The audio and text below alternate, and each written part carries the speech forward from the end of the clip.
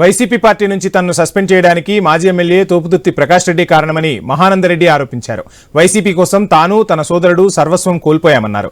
అధికారంలో ఉన్న 5 ఏళ్లు తోపుదుర్తి చేసిన దౌర్జన్యాలు ప్రజలకు తెలుసన్నారు. తమ భార్యను పోలీస్ స్టేషన్కు తీసుకెళ్లి అవమానించారని ఆవేదన వ్యక్తం చేశారు. తోపుదుర్తి రాజశేఖర రెడ్డి తనను చంపేస్తానని బెదిరించిన కాల్ రికార్డ్స్ ఉన్నాయని చెప్పారు. సమయం వచ్చినప్పుడు అన్ని బయట పెడతానని హెచ్చరించారు. పరిటాల కుటుంబంతో పాటు దగ్గుపాటి ప్రసాద్తోనూ తోపుదుర్తి లోపాయికారి ఒప్పందాలు చేసుకున్నారని మహానందరెడ్డి విమర్శలు గుప్పించారు.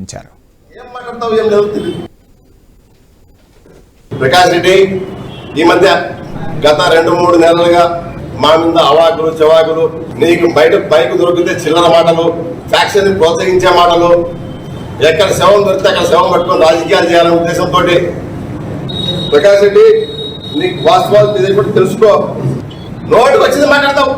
మైక్ దొరికితే సార్ కుక్కకి ఎవరు చేసేట్టు దొరుకుతుందట. కచ్చా నీకు బైక్ దొరికితే సార్ ఏం మాట్లాడతావు, ఏం జరుగుతుంది? విచక్షణ లేకుండా మాట్లాడతావు, విచక్షణ కోల్పోయి మాట్లాడతావు.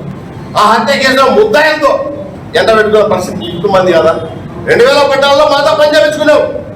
తెలుగుదేశం పార్టీ మీదని చంపింది, నన్ను చంపే ప్రయత్నం చేసింది, అందరినీ సంపుదాలు వరుస పెట్టి మానవరెడ్డి మమ్మల్ని కలిసి పనిచేద్దాం రా, మాకు సాయం చేయని అడుగుతూ వచ్చి